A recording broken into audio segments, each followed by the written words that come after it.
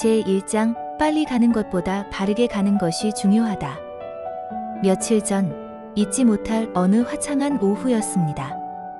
맑은 하늘 아래 부드러운 햇살이 나뭇잎 사이로 쏟아져 내리며 공원 전체를 온화하게 감싸고 있었습니다. 저는 언제나처럼 복잡한 도심 속 숨가쁜 일상에서 벗어나 잠시나마 마음의 여유를 찾으려 공원 산책을 나섰지요. 분주하게 움직이는 차량들과 사람들, 도시의 소음이 멀리서 끊임없이 들려오는 가운데 시간은 쉼없이 흘러가고 있었습니다. 하지만 이상하게도 그날 제 마음 한켠은 허전하고 쓸쓸했어요. 평소에 바쁘게 지내며 목표를 향해 달려왔지만 과연 지금 내가 가고 있는 이 길이 맞는 건지, 나는 무엇을 위해 이렇게 힘들게 달리고 있는지 알 수 없다는 생각이 스쳤지요. 여러분도 그런 순간이 있지 않으신가요? 아무리 열심히 달려도 어디로 가야 할지 방향을 잃은 듯한 막막한 마음. 그때 눈길이 닿은 곳이 있었어요. 공원의 작은 벤치에 조용히 앉아 책을 읽고 계신 한 중년 신사분이었죠. 그분은 머리가 하얗게 새어 있었고 깔끔하게 차려입은 정장 차림에 어딘가 모르게 평온함과 깊은 내면의 여유가 느껴졌어요.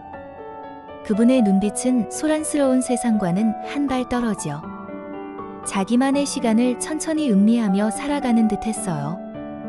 그 모습이 제 마음속 깊은 곳에 울림을 주어 조심스레 용기를 내어 다가가 인사를 건넸습니다. 안녕하세요. 혹시 자주 이 공원에 오시나요? 그분은 따뜻한 미소를 지으며 부드럽게 고개를 끄덕였습니다. 네, 저는 매일 이 시간에 잠시 들르는 걸 좋아합니다. 요즘 젊은 분들은 이런 공원에 잘 오지 않더군요. 만나서 반갑습니다.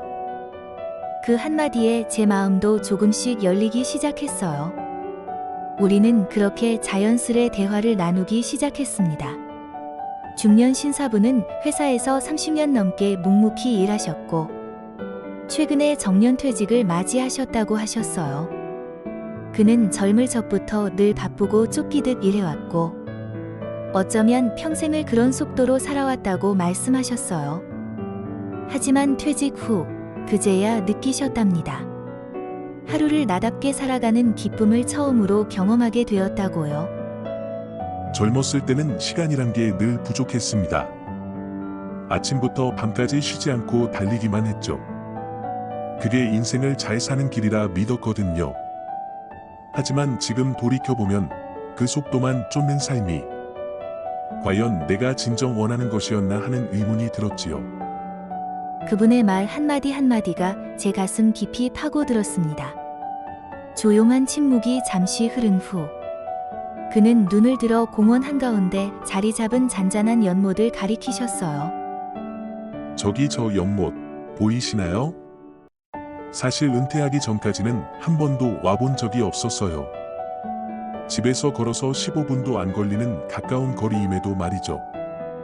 그 말에 저는 왠지 모를 씁쓸함과 함께 우리 모두가 인생의 바쁜 걸음 속에서 중요한 것들을 얼마나 많이 놓치고 살아가는지 생각하게 되었습니다. 중년 신사는 또 하나의 잊지 못할 이야기를 들려주셨어요. 어느 바쁜 아침이었답니다. 그날도 평소처럼 분주하게 출근 준비를 하던 그에게 아내가 조심스레 다가와 말했대요.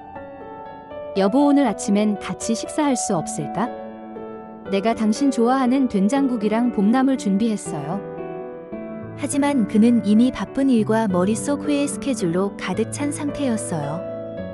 잠시 멈추면 지각할까봐, 중요한 회의를 놓칠까봐. 그는 말했답니다. 미안해, 오늘 아침은 좀 힘들 것 같아. 퇴근하고 나면 늦게라도 같이 먹자. 그때 얘기하자고. 그날은 그렇게 흘러갔고 퇴근 무렵 회사에서 회식이 잡혀버렸다고 하셨어요. 술자리가 길어져 늦게 귀가했고 다음 날은 출장으로 새벽 일찍 떠났다고 했어요. 며칠 후 그는 우연히 아내의 일기장을 보게 되었답니다. 그날 아침 그가 거절한 식사를 위해 아내는 새벽부터 장을 보고 음식을 준비하며 오랜만에 남편과 단둘이 아침을 먹고 싶다는 글을 써두었더랍니다. 그 글을 읽는 순간 그는 말로 표현할 수 없는 죄책감과 미안함에 숨이 막힐 정도였다고 해요. 그녀는 아무 말도 하지 않았어요. 그냥 늘 그랬듯 나를 배려했죠. 하지만 그날 아침이 아내가 나에게 보내는 마음의 신호였다는 걸 너무 늦게 알았습니다. 그는 조용히 고개를 떨구며 덧붙였어요.